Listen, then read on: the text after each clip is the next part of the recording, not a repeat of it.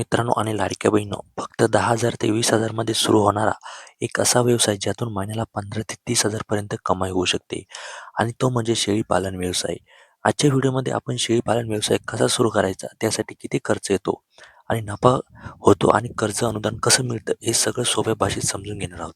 शेळी पालन हा ग्रामीण भागात खूप फायदेशीर व्यवसाय आहे, कारण शेळ्यांना कमी खर्च लागतो आणि त्यांची विक्री सहज होते. दूध, पिल्लं आणि मटण या तिन्ही मार्गाने इथे कमाई होऊ शकते. आता सगळ्यात पहिले आपण इथे बघूया की याच्यासाठी खर्च किती येतो. जर तुम्ही 5 शेळ्यांपासून सुरुवात केली, तर एका शेळीची किंमत जर आपण साधारण 6 जर धरली, तर 5 शेळ्याची किंमत होते 30,000 आणि शेळ्यांना राहण्यासाठी जर आपण शेडचं केलं, आपण साधारण जाळीसुद्धा ठोकू शकतो आणि या जाळीमध्ये आपल्याला जाळीचा खर्च येतो 5,000 ते 10,000 आणि याचं जर खाद्य म्हणाल तर 2,000 ते 3,000 प्रति महिन्याला आपल्याला इथे लागू शकतं. एकूण सुरुवातीचा खर्च 30,000 ते 50,000 इथे येऊ शकतो. सगळ्या शेळ्या घेऊन, शेड टोकून, खाद्यपदार्थ धरून आपल्याला जवळ-जवळ 30,000 ते 50,000 साधारण खर्च इथे येऊ शकतो. आणि असं जर नफा जर म्हणाल, तर एका शेळीपासून वर्षाला 2 पिल्लं हे होतात. कारण की एक शेळी जन्माला निदान 6 महिने तरी इथे लागतात. जर 5 शेळ्याची जर पिल्ले म्हणाल, तर 10 ते 12 इथे पिल्ले होऊ शकते. कधी कोणत्या तरी शेळ्या इथे 2 ते 3 पिल्लं इथे सुद्धा देऊ शकते आणि काही-काही शेळ्या तर 4-4 पिल्ले सुद्धा इथे देऊ शकतात. पण आपण साधारण 10 ते 12 इथे पिल्ले धरले. एका पिल्लाची किंमत आपण साधारण 3,000 ते 5,000 जरी धरली, तर एखाद्या शेळीने बोकड दिले तर ते 3 ते 4 महिने सांभाळल्यानंतर ते 2 बोकडे कमीत कमी 18,000 पर्यंत इथे विकू शकले जातात. म्हणजे वर्षाला 30,000 ते 60,000 ची कमाई आरामशी इथे होऊ शकते. याशिवाय दूध आणि मटणाचं एक्स्ट्रा इन्कम इथे आपल्याला भेटू शकतं. परंतु शेतकरी मित्रांनो, इथे एक गोष्ट नेहमी लक्षात ठेवायची. या बिझनेसमध्ये नफा आणि तोटा दोन्ही होतो. कारण कधी-कधी पिल्लं दगावू शकतात. यामध्ये नियोजन खूप महत्त्वाचं असतं. नुसतं शेळ्या आणल्या आणि पिल्लं तयार झाली असे नाही होत. या बिझनेसमध्ये कष्ट आणि धैर्य खूप महत्त्वाचं असतं आणि महत्त्वाचं म्हणजे या बिझनेसमध्ये पिल्लं जन्माला आल्यानंतर त्यांची काळजी इथे खूप इथे घ्यावी लागते. आपल्या लहान लेकरासारखी त्यांना जपावं लागतं, जेणेकरून ते स्वस्थ निरोगी राहील.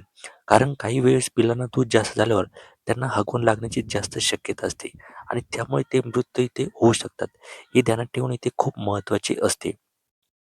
आता हे झालं सगळं खर्च आणि नफा आणि तुम्हाला नेमकं त्यांची काळजी कशी घ्यायची ते सुद्धा मी तुम्हाला इथे सांगितलेलं आहे. त्यांना हगवून सुद्धा लागू शकते, त्यांना इथे ते फुगू पण शकतात. अशा खूप साऱ्या इथे प्रॉब्लेमसुद्धा इथे आपल्याला फेस करावे लागत असतात. आता तुम्ही म्हणाल याच्यासाठी जर आमच्याकडे पैसे नसेल तर आम्ही कर्ज अनुदान इथे कसं घ्यायचं? तर सरकारकडून शेळीपालनासाठी कर्ज आणि अनुदान इथे भेटतंय. NBRD आणि इतर योजना अंतर्गत 25 ते 30% सबसिडी इथे आपल्याला इथे भेटू शकते. जवळच्या बँकेत किंवा CSC सेंटरवर जाऊन आपण त्यांना इथे माहिती इथे विचारू शकतो आणि आपल्याला ते ते जे आहे ना, ते अनुदान इथे मिळवून देण्यास आपल्याला इथे मदत करतात आणि सुरुवातीला कमी शेळ्यापासून आपल्याला इथे सुरुवात करायची आहे. जेणेकरून काय होईल, की आपला एकदम इथे लॉस होणार नाही. कधी-कधी काय होतं, की आपल्याला व्यवस्थित नियोजन न करता आल्यामुळे आपल्याला खूप मोठा इथे लॉस होतो आणि त्यामुळे आपलं इथे नुकसान होतं आणि आपल्याला इथे त्रास होऊ शकतो. त्यामुळे सुरुवातीला आपल्याला कमी शेळ्या इथे आणायच्या आहे आणि त्या कमी याच्यापासूनच आपल्याला इथे वाढवत घ्यायचं आहे.